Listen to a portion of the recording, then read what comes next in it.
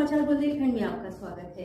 मैं हूं जॉली। आइए नजर डालते हैं झांसी की खास खबरों। गांधी खानदान के लिए देश और पार्टी बड़ी नहीं बल्कि व्यक्ति बड़ा है। इसलिए पार्टी की आड़ में प्रदर्शन कर ईडी पर दबाव बनाकर भ्रष्टाचार के आरोप में घिरे व्यक्ति को बचाने का प्रयास किया जा रहा है।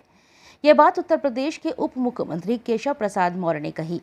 जनपद झांसी में सरकार के विकास कार्यों तथा मेडिकल कॉलेज का निरीक्षण करने व मऊरानीपुर में आयोजित जनसभा व महिलाओं से संवाद करने झांसी आए उत्तर प्रदेश के उप मुख्यमंत्री केशव प्रसाद मौर्य ने मीडिया के सवालों का जवाब देते हुए कहा कि बेवजह परेशान भाजपा नहीं कर रही है, बेवजह परेशान गांधी खानदान करता था।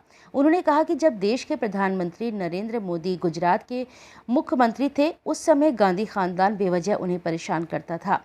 उन्होंने कहा कि एक व्यक्ति भ्रष्टाचार के आरोपों में घिरा हुआ है, जिसकी ईडी की जांच कर रही है, जिस पर गांधी खानदान उसे बचाने के लिए पार्टी की आड़ में प्रदर्शन कर ईडी पर दबाव बना रहा है।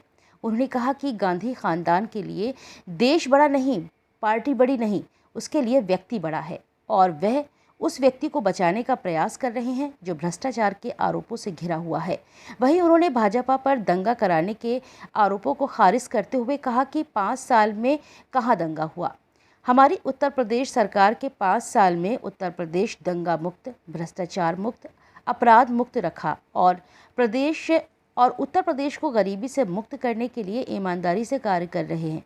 इसलिए हम 2014 जीते, 2017 जीते, 2019 जीते, 2022 जीते और अब 2024 भी जीतेंगे। उन्होंने आजम खान के सरकार पर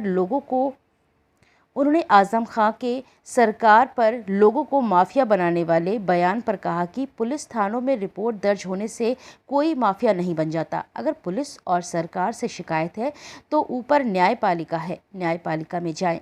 विधानसभा में विपक्ष द्वारा प्रयागराज की घटना को लेकर की गई बयानबाजी को लेकर उन्होंने कहा कि यह उनका अहंकार है।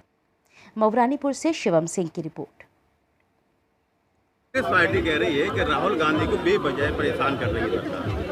बेवजह परेशान करने का काम तो वर्तमान देश के प्रधानमंत्री माननीय श्री नरेंद्र मोदी जी जब गुजरात के मुख्यमंत्री थे तो उनको किया जाता था।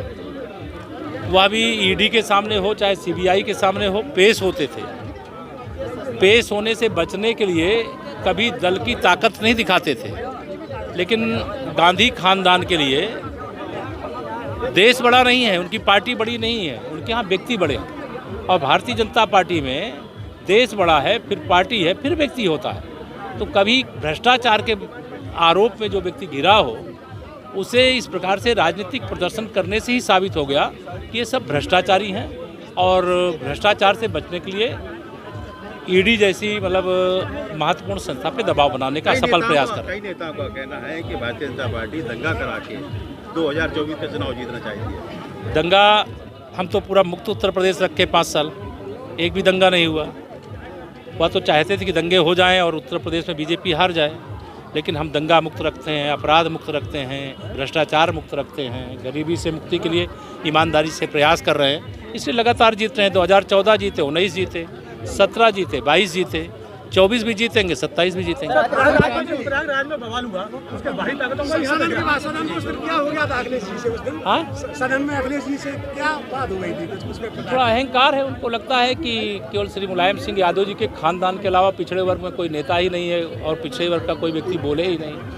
उनकी इच्छा ये थी, लेकिन हम लोग तो कभी अशिष्टता नहीं करते, क्योंकि हमारे संस्कार जो हैं, हम सदैव दुश्मन भी होता है तो उसे आदर के साथ, वो नेता प्रतिपक्ष थे, हम आदर के साथ बोलते थे। सर, आजम खान ने कहा है कि योगी जी ने हमें नंबर 1 का माफिया बना दिया। देखिए, जो मुकदमे लिखे जाते हैं, पुलिस स्टेशन अंतिम स्थान नहीं होता है, उसके बाद न्यायपालिका होती है।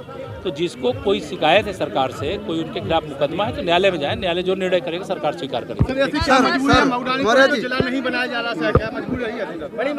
अब देखेंगे, अभी ये विषय मेरे संज्ञान में नहीं।